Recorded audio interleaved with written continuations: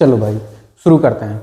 देखिए UP police के paper में मूल विधि है ना, मूल विधि बीएनएस बहुत इंपॉर्टेंट होने वाला है। 10 से 12 क्वेश्चन डायरेक्ट आपके इसी से पूछे जाते हैं, आपको पता होगा। ठीक है, ये वाली जो क्लास है आपके लिए सभी के लिए फ्री रहेगी। डिटेल में हर एक चीज, हर एक धाराएं आपको बढ़िया अच्छे से समझाते हुए चलेंगे।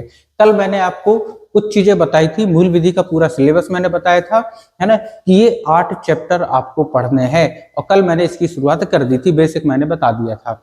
अगर आप मूल विधि की बढ़िया से तैयारी करना चाहते हो तो सारी चीजें डिटेल वाइज, ठीक है, ना कोई मैराथन, ना कोई शॉर्ट, ना कुछ, डिटेल वाइज आपको खाली सुनते चलना है और सारी चीजें आपकी तैयार हो जाएंगी मूल विधि में खास तौर पर। ठीक है, उसके बाद हम लोग कॉन्स्टिट्यूशन भी देख लेंगे। हालांकि कॉन्स्टिट्यूशन की पूरी एक प्लेलिस्ट मैंने पहले से ही डाल रखी है, तो आप लोग जाके देख सकते हो उसे। ठीक है, रिवीजन करने के लिए सबसे बेस्ट है वो। अब यहाँ पर आप देखोगे मूल विधि की मैंने शुरुआत कर दी थी। 8 चैप्टर होते हैं, मैंने आपको बता दिया था। पहला चैप्टर हमने इसमें शुरुआत कर दिया था। ठीक है, पहला चैप्टर हमने शुरुआत कर दिया था, भारतीय दंड संहिता किसे बोलते हैं, भारतीय न्याय संहिता क्या है, या फिर दंड प्रक्रिया संहिता और भारतीय नागरिक सुरक्षा संहिता ये क्या है, इसके बारे में कल मैंने डिटेल में बता दिया था। जो इसने पहला वीडियो नहीं देखा है वो सारी चीजें एक बार जरूर जल्दी से सुन लेना, उस वीडियो को जरूर देख लेना, तो बेसिक कॉन्सेप्ट आपके सिंपली समझ में आ जाएंगे कि आपको मूल विधि में पढ़ना क्या है। अब देखो जो मैंने कल बताया था उसका थोड़ा सा रिवीजन हम लोग जल्दी से कर लें। जो भी मैं पढ़ाऊंगा डेली उसका एक बार क्विक रिवीजन आपको करवाता चलूंगा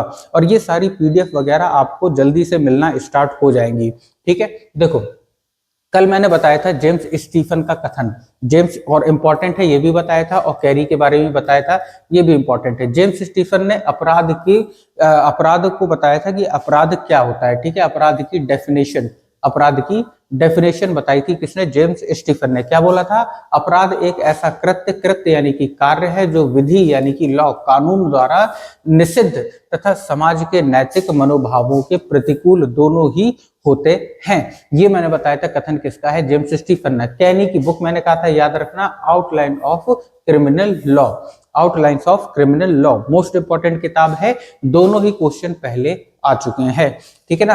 अब इसके बाद देखो यहाँ अपराध के मैंने 4 अवयव बताते। 4 अवयव क्या होते हैं, 4 अवयव यानी कि अपराध घटित होने के लिए किन 4 चीजों की जरूरत होती है। पहला अवयव क्या है, मनुष्य, मानव। मानव होगा, मानव ही अपराध करेगा, कोई जानवर तो अपराध करेगा नहीं। ठीक है, तो पहला अवयव क्या है, मानव। दूसरा अवयव मैंने बताया था कि आपराधिक मनः स्थिति, आपराधिक मनः स्थिति। अब कोई मानव है, वो अगर कोई अपराध करेगा तो वो क्यों करेगा, उसकी मन की स्थिति के अनुसार करेगा। कोई गरीब है, पैसे नहीं है, खाने के लिए कुछ चाहिए, ठीक है, तो वो चोरी चकारी करेगा। ठीक है, एक मनः स्थिति ये हो गई। दूसरा दुराशय। ठीक है, एक तो ये हुआ कि उसने मजबूरी वश कोई चोरी की, दूसरा ये हो गया कि दुराशय। अब क्या है, उसकी आदत बन गई, अब उसके पास पैसा भी है, खाने को भी है, लेकिन फिर भी आदमी चोरी करता है, तो वो क्या हो जाएगा, दुराशय। तो चाहे आपराधिक मनः स्थिति हो या दुराशय, ये भी क्या है, 4 अवयवों में से एक है, इंपॉर्टेंट है चारों अवयव। तीसरा मैंने बताया था आपराधिक कृत्य, है ना, चोरी करना है तो चोरी करना एक क्या हो गया, कार्य हो गया। ठीक है, तो आपराधिक कृत्य। उसके बाद चौथा है ऐसी आपराधिक कृत्य से मानव तथा समाज को क्षति, है ना, कि कोई भी आपराधिक कृत्य जिससे मानव या समाज को क्षति पहुंचे, वो भी किसमें आएगा, वो भी आएगा 4 अवयव में ही आएगा। कि अपराध के 4 अवयव कौन से हैं, एग्जाम में पूछा जा चुका है, आपको ध्यान रखना है। ठीक है, उसके बाद मैंने कल आपको बताया था कि यहाँ पर आप देखो कि भारत की जो दंड संहिता है या न्याय संहिता है ना, बीएनएस जो है, उसके अंतर्गत ये देखो भारतीय दंड संहिता, जो दंड संहिता जहां पे भी लिखा रहेगा उसका मतलब क्या, आईपीसी, इंडियन पेनल कोड, भारतीय दंड संहिता, इंडियन पेनल कोड। इसके अनुसार भारत का क्षेत्राधिकार कहां तक है, इसके बारे में मैंने बताया था कि समुद्र में 12 नॉटिकल माइल, है ना भाई, भारत का एरिया लगभग ऐसा है। ठीक है, और नीचे आप देखोगे ये पूरा समुद्र है, समुद्र में कितना, 12 नॉटिकल माइल, समुद्री मील भी लिखते हैं अपन इसे। वहां तक अगर कोई अपराध होता है तो वो पूरा अपराध किसके अंतर्गत आएगा, भारतीय क्षेत्र के अंतर्गत आएगा। इंपॉर्टेंट क्वेश्चन है, मोस्ट इंपॉर्टेंट क्वेश्चन है, ध्यान रखना। उसके बाद देखो भारतीय दंड संहिता जो है यानी कि आईपीसी, दंड संहिता आईपीसी, है ना, 1860 में लागू हुई थी, 1860 में बनकर तैयार हो गई थी, 1860 में बनकर तैयार हुई थी, लेकिन लागू हुई थी 1862 में। ठीक है, एक होता है बनकर तैयार होना ठीक है, या पारित होना, दूसरा होता है लागू होना। तो 1860 में बनके तैयार हुई थी, 1862 में लागू हो गई थी। किसके द्वारा लागू की गई थी? अंग्रेजों का शासन था उस समय, अंग्रेजों के द्वारा लागू की गई थी, है ना। भारतीय न्याय संहिता, न्याय संहिता मतलब बीएनएस, भारतीय न्याय संहिता कब 2023 में बनके तैयार हो गई थी। लागू कब हुई थी? 2024 में लागू हुई थी। फिर मैंने एक कंपैरिजन भी बताया था दोनों का, ये आईपीसी है और यहाँ पर आप देखोगे 2023 में बीएनएस बना था। यहाँ मैंने कहा था तो 1862 में ये लागू हो गया था और यहाँ देखो 1 जुलाई 2024 से लागू हुआ था, 1 जुलाई 2024 से लागू हुआ था। मोस्ट इंपॉर्टेंट है एग्जाम के लिए, बहुत बढ़िया क्वेश्चन है। उसके बाद देखो जो आईपीसी है, निर्माता कौन है इसके? लॉर्ड मैकाले, लॉर्ड मैकाले उस समय मैकाले थे, है ना, जो हेड थे ब्रिटेन की तरफ से भारत में। तो लॉर्ड मैकाले ने आईपीसी का निर्माण किया था। और यहाँ देखो, यहाँ इसका उद्देश्य, ठीक है, इसका उद्देश्य इंपॉर्टेंट है, इसका उद्देश्य इंपॉर्टेंट है कि आईपीसी को हटाकर आधुनिक भारतीय संदर्भ वाला कानून लाना। अब ये लॉर्ड मैकाले कानून लाए थे तो अंग्रेजी पर्सपेक्टिव के लाए थे, इसलिए ब्रिटिश काल के लिए ये सबसे बेस्ट था। और इसमें अगर पूछे कि आईपीसी में धाराएं कितनी थी, तो आईपीसी में धाराएं 511, लेकिन बीएनएस में अब धाराएं कितनी बची हैं? 358 बची हैं। ये भी इंपॉर्टेंट क्वेश्चन था, ठीक है ना। उसके बाद देखो भारत का यहाँ पर भाषा और इसका ढांचा कैसा था आईपीसी का, है ना। औपनिवेशवाद, है ना, कई पुराने शब्द और अवधारणाएं इसमें शामिल थी, लेकिन यहाँ पर जो चीजें हैं बदल गई। यहाँ पर जो फोकस था, किस पर फोकस था? और ये फोकस आपके लिए मैंने बताया है कि इंपॉर्टेंट पॉइंट है ये भी। पीड़ित केंद्रित न्याय, डिजिटल अपराध, संगठित अपराध, आतंकवाद, त्वरित न्याय, ये चीजें इसमें शामिल कर ली गई हैं। पुरानी जो अवधारणाएं थी, धारणाएं थी, उन सभी को हटा दिया गया है, ठीक है। उसके बाद मैंने यहाँ पर आपको ये भी बताया था कि आप देखोगे कौन से शब्द इसमें जोड़े गए, कौन से शब्द इसमें, है ना, हटाए गए। तो आप देखोगे औपनिवेशिक शब्द, औपनिवेशिक शब्द, और मैंने ये भी कहा था कि ये इंपॉर्टेंट है, मोस्ट इंपॉर्टेंट है, एक क्वेश्चन यहाँ से बन सकता है बड़े ही आराम से। तो देखो औपनिवेशिक शब्द पहले मौजूद था आईपीसी में, बीएनएस में ये हटा दिया गया, मोस्ट इंपॉर्टेंट। राजद्रोह कानून, धारा 124 ए के तहत राजद्रोह कानून लगता था, अब इसे क्या कर दिया है? हटा दिया गया है। तीसरा आतंकवाद, आतंकवाद की डेफिनेशन जो है आईपीसी 1860 में जो लागू हुआ था, तैयार हुआ था, उसमें स्पष्ट नहीं थी, लेकिन यहाँ पर बीएनएस में इसकी जो डेफिनेशन है वो स्पष्ट की गई, है ना। संगठित अपराध, संगठित अपराध के लिए इसमें कोई भी कानून नहीं था। क्वेश्चन आएगा आईपीसी में किस कानून, किसके लिए कोई भी कानून नहीं था आईपीसी में? तो संगठित अपराध के लिए कोई भी कानून नहीं था, कोई भी धारा नहीं थी, लेकिन बीएनएस में इसे जोड़ दिया गया है, ठीक है। मॉब लिंचिंग के लिए कोई कानून नहीं था आईपीसी में, इसमें, है ना, सख्त सजा का इसमें प्रोसेस किया गया है।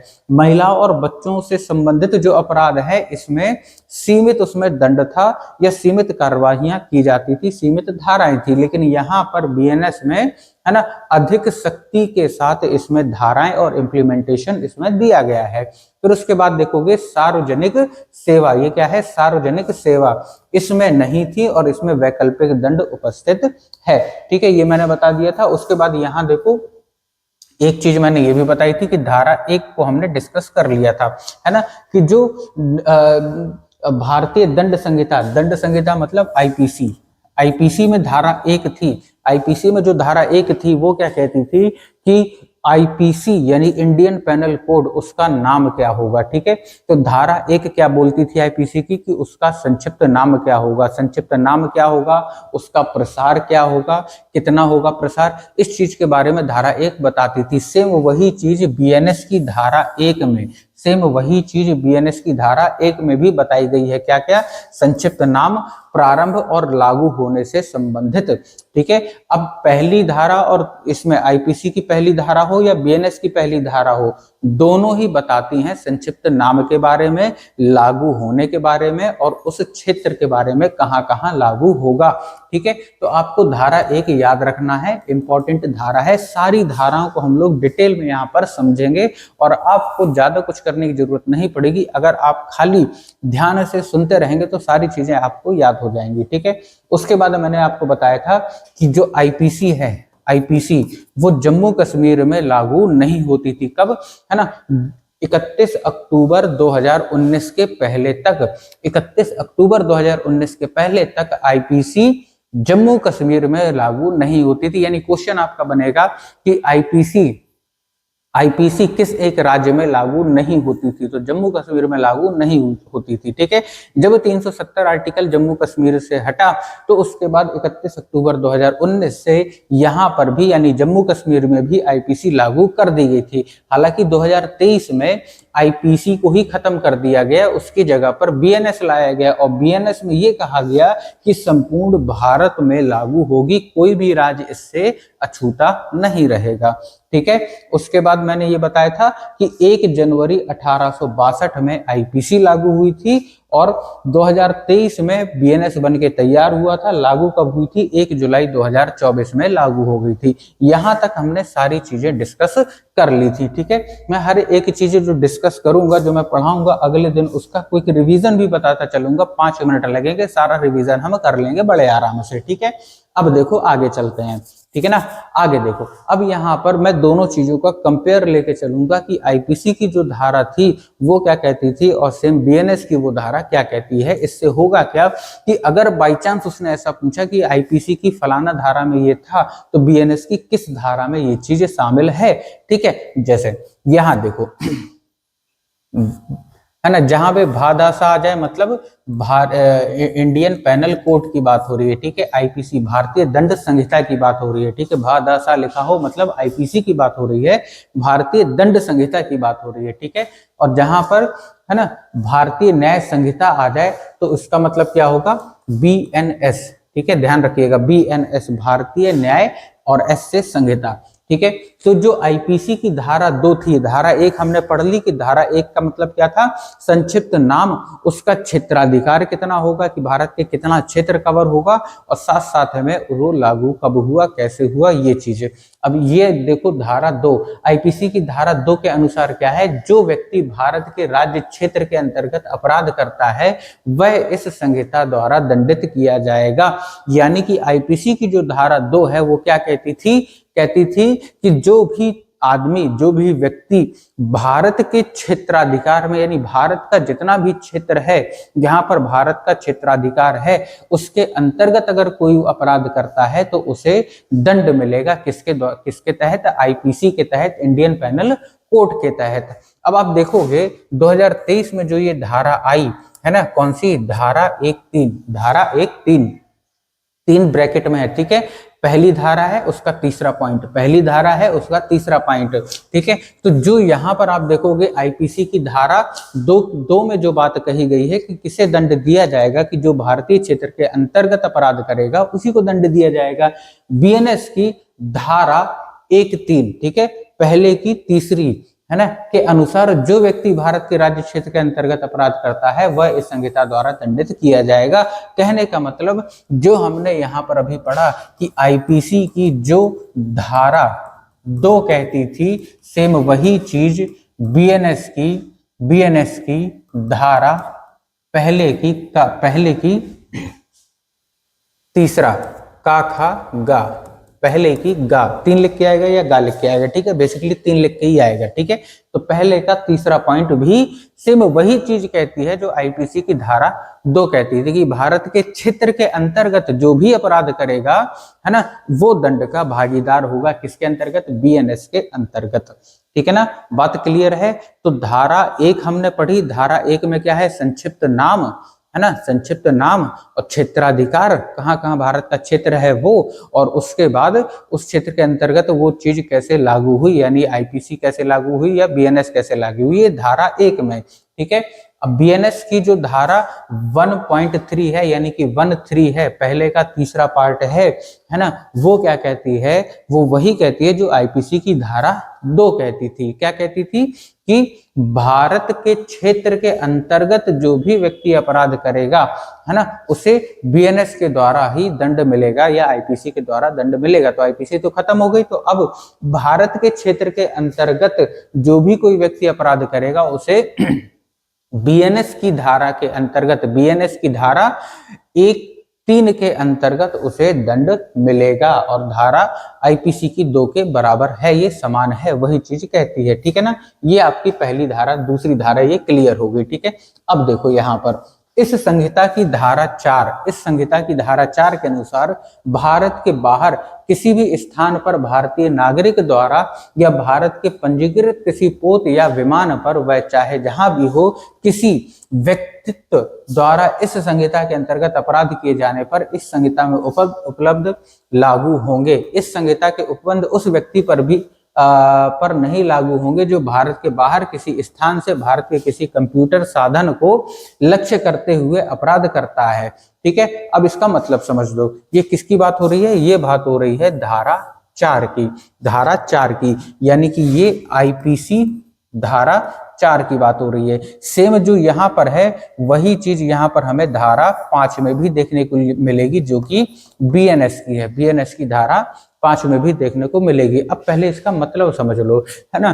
तो जो संहिता की धारा 4 है वो क्या कहती है? संहिता की धारा 4 कहती है कि अगर कोई व्यक्ति जो भारत का नागरिक है, अगर कोई व्यक्ति जो भारत का नागरिक है, अगर तो वो भारत के राज्य क्षेत्र के अंदर, भारत के शासन क्षेत्र के अंदर जहां पर जो संहिता है वो लागू होती है, उसके अंतर्गत अगर कोई अपराध करता है, वो तो धारा 2 के द्वारा दंडित किया जाएगा, यानी 1.3 के द्वारा, बीएनएस 1.3 के द्वारा दंडित किया जाएगा। लेकिन अगर कोई ऐसा व्यक्ति है भारत का, जो भारत का नागरिक है या भारत में उसका पंजीकरण हो चुका है, वो भारतीय क्षेत्र के बाहर कहीं अपराध करता है, कि भारत का नागरिक है और अमेरिका में जाके मान लो अपराध करे या जापान में जाकर अपराध करे, तो भारत के क्षेत्र से तो बाहर चला गया ना, लेकिन वो नागरिक भारत का है, नागरिक भारत का है। तो ऐसे व्यक्ति जो भारतीय क्षेत्र के बाहर अपराध करें, उसके लिए दंड का प्रावधान इसमें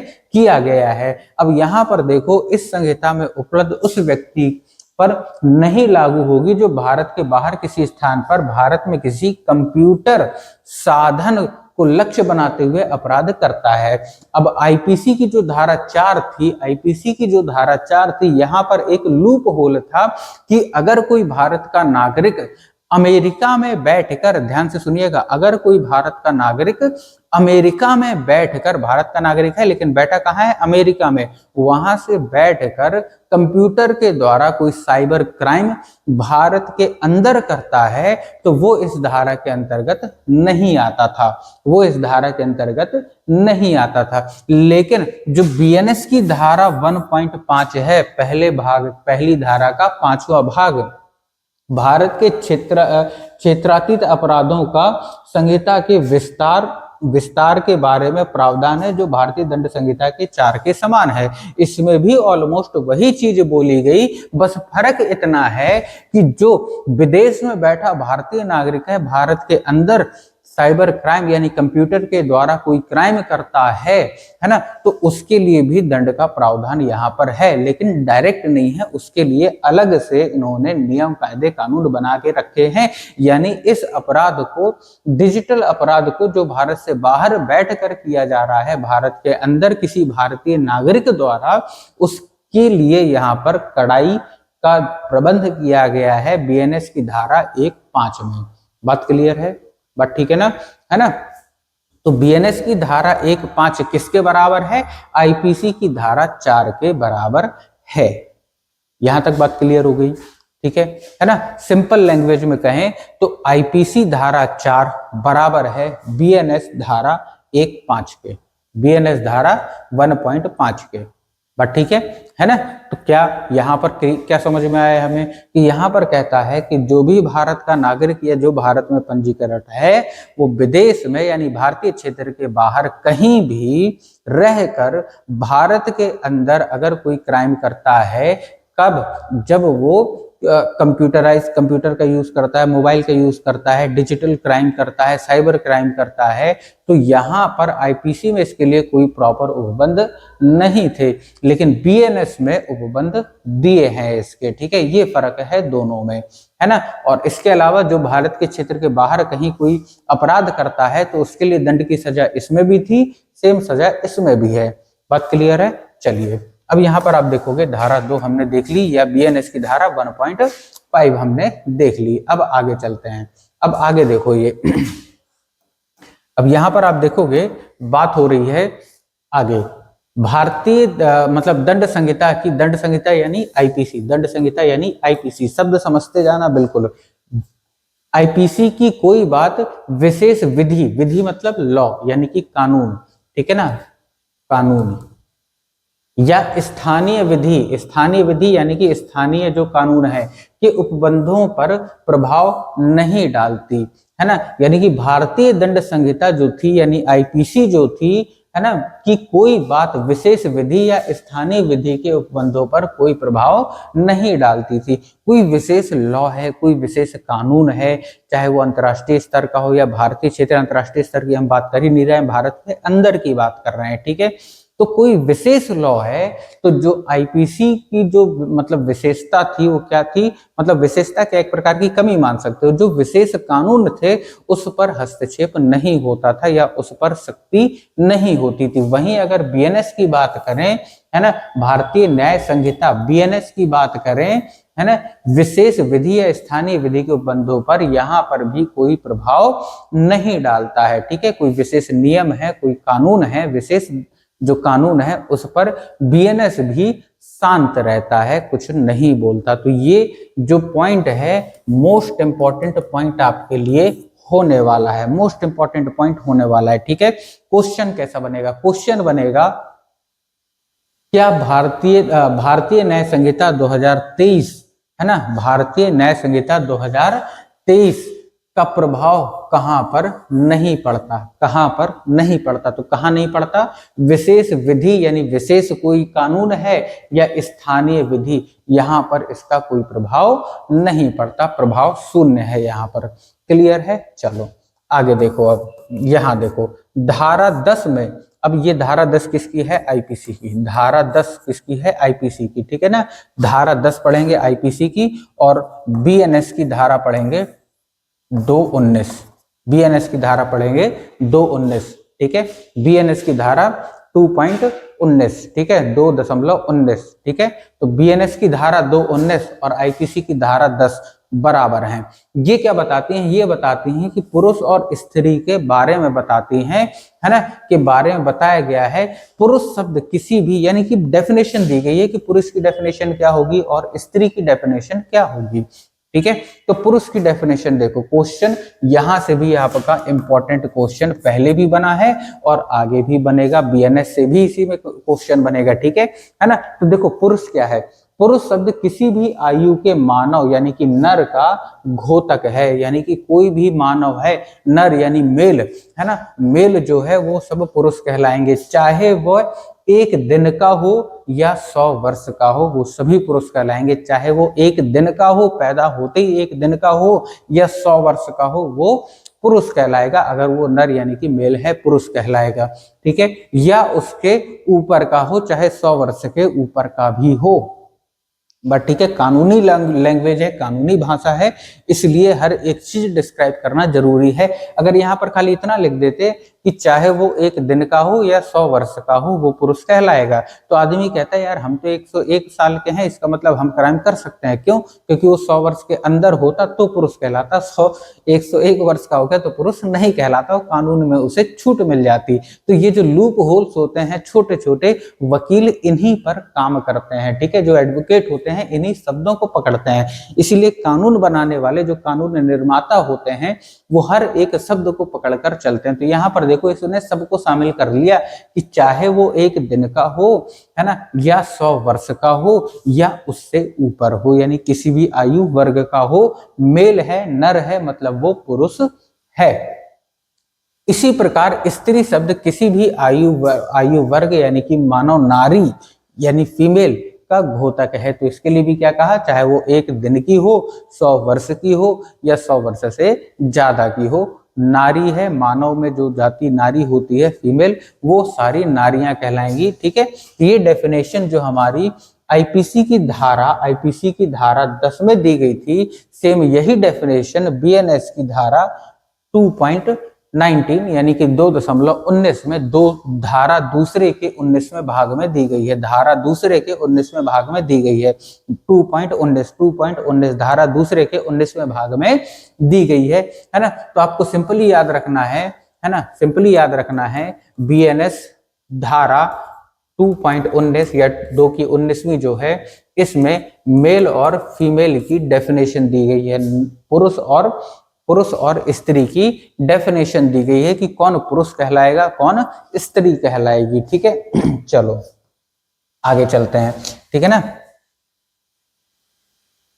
अगला अब यहां पर देखो, अब यहां देखो लोक सेवक शब्द, कौन सा? लोक सेवक शब्द की परिभाषा भारतीय दंड संहिता 1860 की धारा 21 के तहत दी गई थी। किसकी? लोक सेवक शब्द याद रखिएगा, इंपॉर्टेंट है।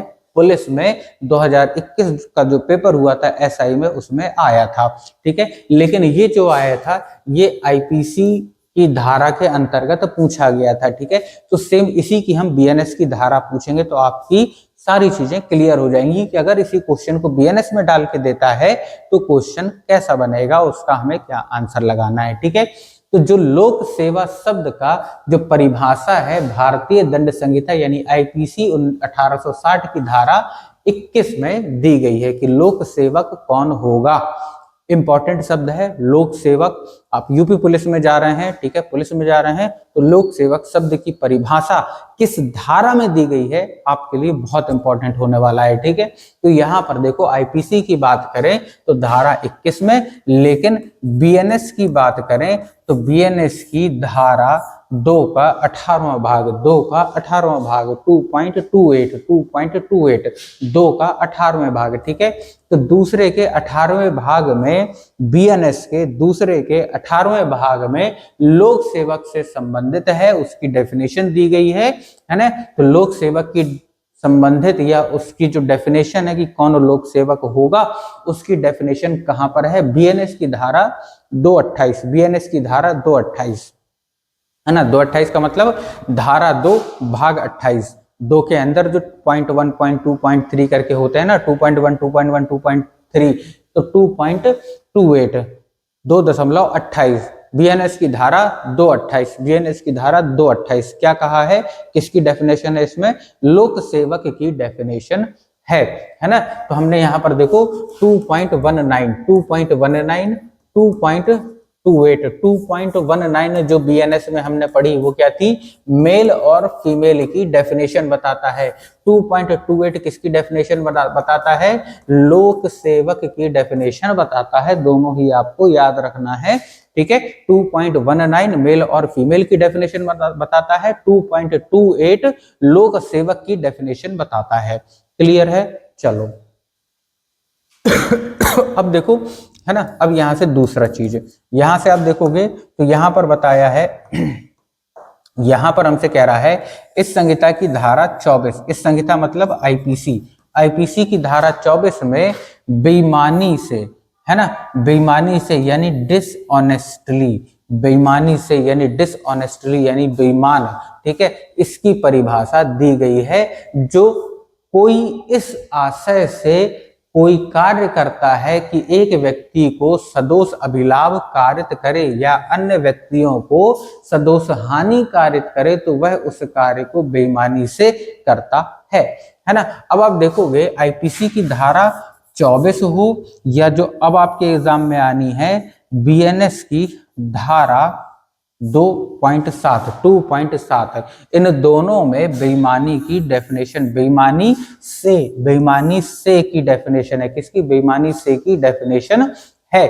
ठीक है, तो अब ये तो पूछा नहीं जाएगा, ठीक है, ये तो पूछा नहीं जाएगा। क्या पूछेगा कि बीएनएस यानी भारतीय न्याय संहिता की किस धारा में बेईमानी से की डेफिनेशन दी गई है, बेईमानी से की डेफिनेशन दी गई है किस धारा में? तो हम क्या लगाएंगे?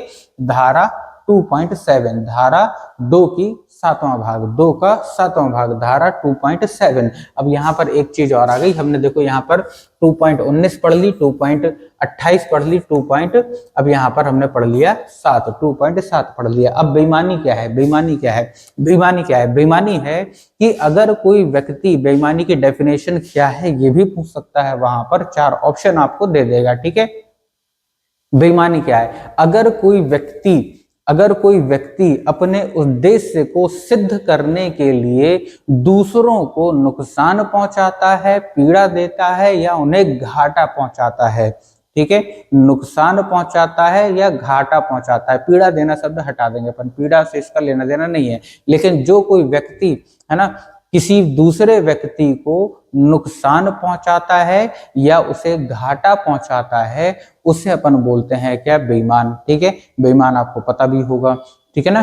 तो धोखा देने वाला, नुकसान पहुंचाने वाला दूसरे को, उसकी हानि करने वाला, वो क्या कहलाएगा? बेईमान कहलाएगा। ये किसमें बताया गया है? ये डेफिनेशन दी गई है बीएनएस की धारा 2.7। पहले ये आईपीएस में कौन सी धारा में आता था? 24। अब आईपीएस की धारा याद रखो या ना रखो, बीएनएस की तो आपको याद रखना ही पड़ेगा, ठीक है, क्योंकि अब आपके सिलेबस में बीएनएस है। तो बीएनएस की धारा 2.7 में बेईमानी की डेफिनेशन को बताया गया है, ठीक है ना।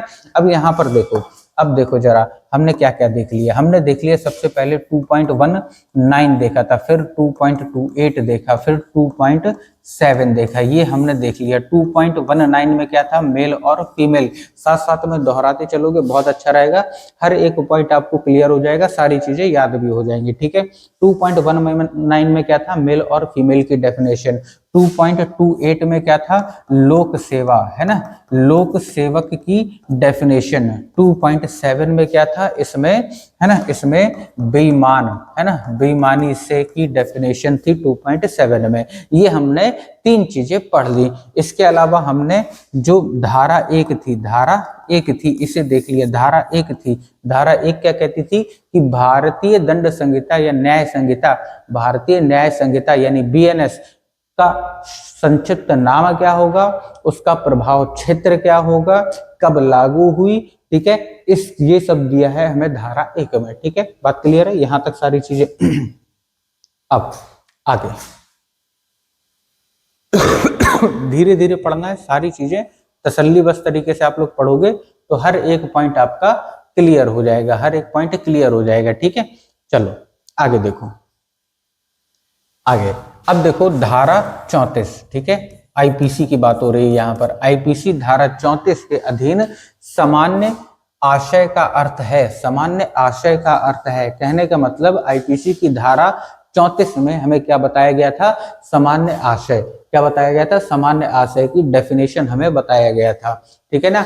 आशय जो आपराधिक कृत्य करने वाले लोगों को ज्ञात है, आशय, ध्यान से सुनिएगा, आशय जो आपराधिक कृत्य करने वाले लोगों को ज्ञात है। अब मान लीजिए मैं हूं, ठीक है, पहले ये चीज और देख लो, भारतीय न्याय संहिता, ठीक है, भारतीय न्याय संहिता यानी कि बीएनएस, बीएनएस की धारा 3.5 है ना, भारत बीएनएस की धारा 3.5, इसके अंतर्गत भी यही चीज है, सामान्य आशय का अर्थ बताया गया है, ठीक है ना। आशय जो आपराधिक कृत्य करने वाले लोगों को ज्ञात है। अब देखो इसका मतलब क्या है? आशय वर्ड आपको पकड़ के चलना है, सामान्य आशय, सामान्य आशय। क्वेश्चन क्या आएगा? पहले तो क्वेश्चन क्या आएगा? क्वेश्चन आएगा बीएनएस की किस धारा के अंतर्गत सामान्य आशय की परिभाषा दी गई है? तो सामान्य आशय की परिभाषा किसमें दी गई है? धारा 3 की 5वीं, धारा 3 की 5वीं। आईपीसी में पहले किसमें था? धारा 34 में। इसमें किसमें है? धारा 3 की 5वीं में, ठीक है ना। तो सामान्य आशय की डेफिनेशन किसमें? 3 की 5 में। अब सामान्य आशय क्या है? सामान्य आशय क्या है? आशय का मतलब समझिए, अब जैसे कोई आदमी है, ठीक है, अब कोई आदमी है, अब वो आदमी क्या कर रहा है? क्राइम कर रहा है, ठीक है, एक आदमी है, इसे क्या करना है? क्राइम करना है। क्राइम करने के लिए यहाँ मान लो सामान रखा हुआ है, ठीक है, क्या रखा है? सामान रखा हुआ है। अब इसे ये सामान क्या करना है? चोरी करना है। तो जब ये चोरी करने जाएगा तो पहले तो ऐसा तो है नहीं है कि ये पता नहीं लगाएगा कि इस बक्से में है क्या, है ना। पता चला खाली बक्सा था और चोर गया, चोरी करके चला आया, घर में देखा खाली बक्सा, क्या करेगा खाली बक्से का? तो चोर का आशय क्या है चोर का आशय है कि इसका सामान कितना इंपॉर्टेंट है ना, ये बक्सा कितना इंपॉर्टेंट है, बक्सा ही अगर खाली मिल जाए तो कितने में मार्केट में बिकेगा, या बक्से के अंदर रखा सामान सोना चांदी है क्या कि और ज्यादा इंपॉर्टेंट है, पैसा है ना। तो चोर जिस मंशा से उसे चुराने जा रहा है वो क्या कहलाएगा, आशय कहलाएगा, ठीक है। और ये जो आशय है ये किसे पता रहता है, केवल चोर को ही पता रहता है ना, सबको पता नहीं चल पाता। फिर उसके बाद जब पुलिस इंक्वायरी करती है, इंक्वायरी करती है, तब जाके पता चलता है कि इस व्यक्ति का आशा क्या थी या ये क्या सोच के चोरी करने गया है, ठीक है ना। तो पूछताछ, ठीक है। तो ये आशय जो है क्या है कि जो व्यक्ति चोरी कर रहा है वो क्या सोच के चोरी कर रहा है, किस प्रॉफिट के लिए चोरी कर रहा है, वो ही उसका क्या है, आशय है। और ये डेफिनेशन हमें बताती है 3 का 5, धारा 3 की 5, ठीक है ना। क्लियर हो गया आपको, है ना। ये इंपॉर्टेंट है, ये भी पहले आ चुका है ना। धारा 34 पूछी गई थी, है ना। तो अगर धारा 34 पूछी गई थी आईपीसी की, तो धारा 3, 5 भी पूछी जा सकती है, ठीक है। आगे चलो, सामान्य आशय। अब देखो सिमिलर इंटेंशन, सामान्य आशय सिमिलर इंटेंशन, ठीक है, तथा सामान्य आशय यानी कि कॉमन इंटेंशन। अब 2 शब्द यहाँ पर आपको देखना है, 2 शब्द यहाँ पर आपको देखना है। 2 शब्द में क्या है एक है समान आशय यानी कि सिमिलर इंटेंशन, और एक है ये समान है ये सामान्य है, ये समान है ये सामान्य है, ये समान है ये सामान्य है। समान यानी कि सिमिलर, सामान्य यानी कि कॉमन, समान यानी कि सिमिलर, सामान्य यानी कि कॉमन, ठीक है। तो एक है समान आशय और एक है सामान्य आशय, ठीक है ना। तो सिमिलर इंटेंशन या कॉमन इंटेंशन। अब देखो दोनों में अंतर क्या है। सामान्य आशय में पूर्व नियोजित योजना एवं पूर्व सहमति होती है, जबकि समान आशय में पूर्व नियोजित योजना एवं दिमाग का सम्मिलन नहीं होता है। कहने का मतलब, अगर हम बात करें सामान्य की, किसकी, सामान्य की, सामान्य में क्या होता है, सामान्य में क्या है, कॉमन इंटेंशन, ठीक है। कॉमन इंटेंशन कि ये एक आदमी है, इसकी इंटेंशन है चोरी करना, ठीक है, चोरी करना, लेकिन ये क्या करेगा, अपना दिमाग लगाएगा, उसकी योजना बनाएगा, उसके बाद उस योजना को इम्प्लीमेंट करेगा और चोरी करेगा। फिर उसके बाद चोरी करने के बाद जो सामान उसके पास आया उसे कहाँ उसे व्यवस्थित करना है, कहाँ सेट करना है, कहाँ बेचना है, कहाँ, मतलब ये सारी चीजें पूरी प्लानिंग वो करके चलेगा। और जब भी प्लानिंग साथ में हो जाए, है ना, जिसमें प्लानिंग शामिल हो जाए वो क्या कहलाएगी, सामान्य आशा कहलाएगी, सामान्य आशा कहलाएगी, कॉमन इंटेंशन कहलाएगी। और जिसमें बिना दिमाग लगाए आदमी चोरी कर ले, बिना प्लानिंग के चोरी करे, तो वो क्या कहलाएगी, वो कहलाएगी समान आशा, ठीक है। क्या कहलाएगी, सिमिलर, समान आशा, ठीक है। तो सामान्य में दिमाग लगता है, समान में दिमाग नहीं लगता है, ठीक है। आपको ध्यान रखना है, ठीक है ना। यहां पर देखो मैं शॉर्ट में लिख देता हूं एक बार, ठीक है, शॉर्ट में एक बार लिख देता हूं। जो समान है और एक शब्द है सामान्य, ये दिमाग लगा के सब चोरी करेगा, और असामान्य है ये बिना दिमाग के चोरी करेगा। सामान्य है ना, वो दिमाग लगा के प्लानिंग करेगा, चोरी करेगा, उसके बाद चोरी करने के बाद उसे कहाँ बेचना है, सारी चीजें, ठीक है। जो समान है वो लास्ट टाइम पर ही जाके वहीं पे सोचेगा कि करना क्या है, चुराना क्या है, ठीक है ना। यानी ये बिना दिमाग के काम करते हैं समान वाले, और सामान्य वाले दिमाग लगा कर चोरी करते हैं प्लानिंग के साथ में। तो दोनों की डेफिनेशन आपको समझ में आ गई होगी, ठीक है। और ये जो सामान्य आशय है, इसका अर्थ किस में दिया है, 3.5 में दिया है, भाग 3 के 5वें हिस्से में दिया है, ठीक है ना। बीएनएस की धारा 3.5 में दिया है, ठीक है ना। अब उसके बाद देखो धारा 34 के अंतर्गत, धारा 34 मतलब आईपीसी के अंतर्गत सामान्य आशय से संबंधित महत्वपूर्ण वाद निम्नलिखित है। अब देखो सामान्य आशय पर इतने लोगों ने वाद किया था, सामान्य आशय से लेकर इतने लोगों ने वाद किया था कि सामान्य आशय की डेफिनेशन क्या होगी। 4 लोगों ने बताया था, इंपॉर्टेंट ये भी है ना। महबूब शाह बनाम इम्परल, रविंद्र कुमार घोष बनाम इम्परल, श्री कांतिया बनाम मुंबई राज्य, JM देसाई बनाम मुंबई राज्य। ये 4 ऐसे वाद हैं है ना, ऐसे वाद हैं यानी कि केसेस मान के चलो जिनमें ये डिसाइड किया गया था कि सामान्य आशय की डेफिनेशन क्या होगी। ये आपको रटने की जरूरत नहीं है, आप एक दो बार पढ़ लेना, इसमें से क्वेश्चन आने की उम्मीद कम रहती है। ठीक है, चलो आगे देखते हैं। अब यहां पर देखो जरा, यहां पर क्या है, धारा 40, किसकी धारा, आईपीसी। आईपीसी की धारा 40 में अपराध के बारे में वर्णन किया गया है। किसके बारे में, अपराध के बारे में वर्णन किया गया कि अपराध क्या होगा, कैसा होगा, आदमी क्या चीज करेगा तो अपराध कहलाएगा, क्या नहीं करेगा तो अपराध नहीं कहलाएगा। तो ये सारी जो चीजें हैं किसमें डिस्क्राइब की गई हैं, ये धारा 40 में डिस्क्राइब की गई हैं। वहीं अगर बीएनएस की बात करें तो बीएनएस में धारा 2 के 24 में, बीएनएस की धारा 2 के 24वें भाग में ये बताया गया है कि अपराध के बारे में सारा प्रावधान दिया गया है कि अपराध क्या होगा क्या नहीं होगा। मोस्ट इंपॉर्टेंट है ये वाला पॉइंट, मोस्ट इंपॉर्टेंट है भाई साहब, एग्जाम के लिए इंपॉर्टेंट है ना। क्या कि अपराध के बारे में प्रावधान, है ना, भारतीय दंड संहिता की जो धारा, आईपीसी की जो धारा 40 थी, है ना, 40 थी, या फिर जो बीएनएस की धारा 2 की 24वीं है, 2 की 24वीं, ठीक है, उसमें अपराध की परिभाषा बताई गई है। ठीक है, तो अपराध की परिभाषा किसमें बताई गई है, बीएनएस की धारा 224, बीएनएस की धारा 224। क्लियर है, चलो आगे देखो। धारा 41 किसकी, आईपीसी। इसके अनुसार विशेष विधि यानी लॉ वह विधि है जो किसी विशिष्ट विषय पर लागू होती है।